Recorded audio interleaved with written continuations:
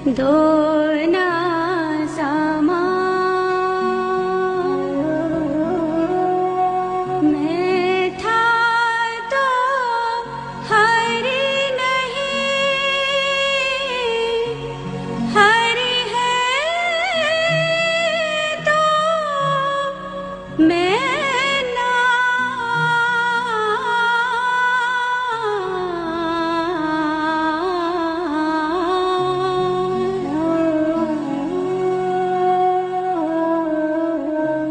जिससे प्रेम करते हो, जिस चीज से प्रेम करते हो, उसको तो भूलते नहीं हो।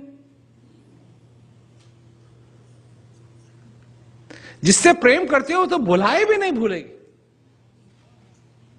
भुलाने की कोशिश भी नहीं करो। अगर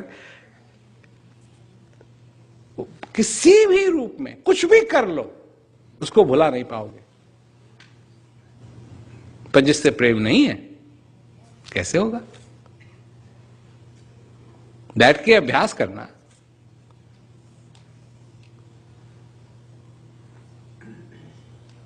और इससे क्या होता है? जो अनुभव होता है वो तुम्हारे दिमाग को अगर पसंद हो ना हो, पर तुम्हारे हृदय को जरूर पसंद है। हृदय को तसल्ली मिलती है, हृदय खुश होता है, अंदर से खुशी आती है। चाहे बाहर से कितनी भी बारिश हो रही हो, संकटों की बारिश चाहे कितनी भी हो रही हो, फिर तुमको अंदर से प्रेरणा मिलती है अपनी शक्ति, अपने अंदर की शक्ति।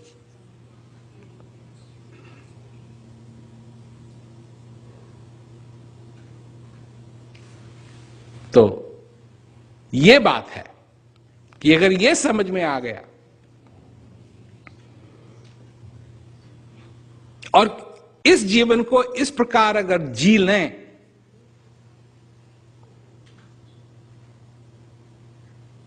कि इसमें आनंद हो, और इसी चीज का, इसी का रास्ता बताने के लिए आदिकाल से गुरु महाराज रहे। उसी को गुरु कहते हैं, उसी को गुरु कहते हैं,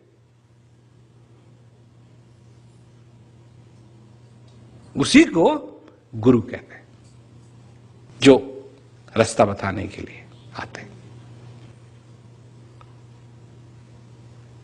उनका उस महाभारत से कोई संबंध नहीं है, क्योंकि गुरु जानते हैं कि बिना महाभारत के हुए हुए तुम्हारे जीवन के अंदर महाभारत हो रही है। ये उस महाभारत से निकालने के लिए आते हैं। महाभारत लड़ाने के लिए नहीं, महाभारत से निकालने के लिए आते हैं। यह है गुरु का महत्व, कि महाभारत तो हो रही है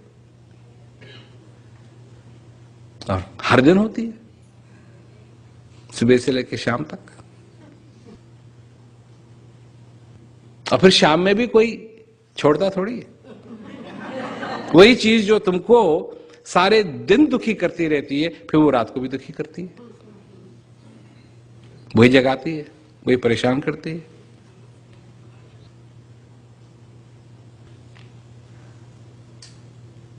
परंतु अगर प्रेम नहीं है उस ज्ञान से, अगर प्रेम नहीं है इस जिंदगी से, अगर प्रेम नहीं है जो तुमको मिला है इससे, तो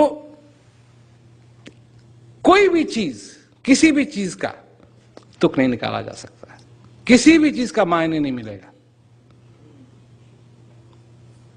परंतु जब प्रेम हो जाता है, जो अंदर से प्रेम होता है, जब वो हो जाता है, तब जाकर के सचमुच में मनुष्य अपने में असली शक्ति पाता है।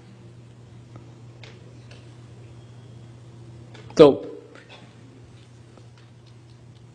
मेरे को यही आशा है कि लोग इस बात को कभी ना भूलें कि गुरु क्या होता है और गुरु की जरूरत क्या है।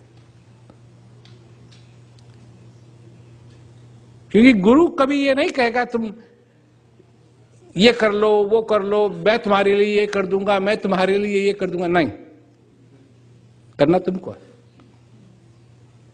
ज्ञान मैं दूंगा पर उसका अभ्यास तुमको करना है। ज्ञान मैं दूंगा, अभ्यास तुमको करना है। और यही एक चीज है जिससे अगर तुम्हारा लगाव हो गया तो ये आखिरी श्वास तक तुम्हारे साथ लगी रह सकती है। सबसे बड़ी बात और कोई नहीं। ऐसा भी समय आ जाता है कोई तुमसे बात कर रहा है, तुम उस बारे को समझ में नहीं आ रही है। एकदम वही हाल हो जाता है जैसे जब तुम बच्चे थे। बोलने में भी मुश्किल हो रही है, सुनने में भी मुश्किल हो रही है, देखने में भी मुश्किल हो रही है, हाथ हिलाने में भी मुश्किल हो रही है। एक ही चीज रह जाती है जो तुम आराम से जैसे लेटे हुए हो, श्वास चल रहा है, बस चल रहा है, ये तुम कर सकते हो। तब अगर उसके साथ नहीं जोड़ा जो अंदर चल रहा है तो फिर क्या करोगे? दूसरी चीज, ये जो तुम्हारा दिमाग है, ये जो तुम्हारा है, ये परेशान करने में तुमको इतना माहिर है कि तब भी आके परेशान कर सकता है और करता है। बेचैनी हो जाती है, अब क्या हो रहा है, अब क्या हो रहा है, अब क्या हो रहा है। ऐसे नहीं, ये कोई जीने का तरीका नहीं, ये कोई जीने का तरीका नहीं। जीना तो इस तरीके से जीना है जैसे प्यार से, मोहब्बत के साथ, ज्ञान के साथ।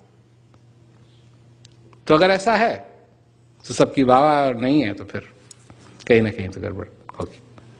पर याद रहे कि गुरु का महत्व क्या है, ज्ञात कर सकता है गुरु तुम्हारे लिए। पराठे नहीं बनाएगा वो नहीं है गुरु का मतलब। अजी मेरे बिजनेस में ये कर ना, ये नहीं करेगा गुरु। दूसरे बिजनेस में, कौन सा बिजनेस? राम बुलावा भेजिया दिया कबीरा रोए, जो सुख साध संग में सो बैकुंठ ना होए। उसमें उस सुख में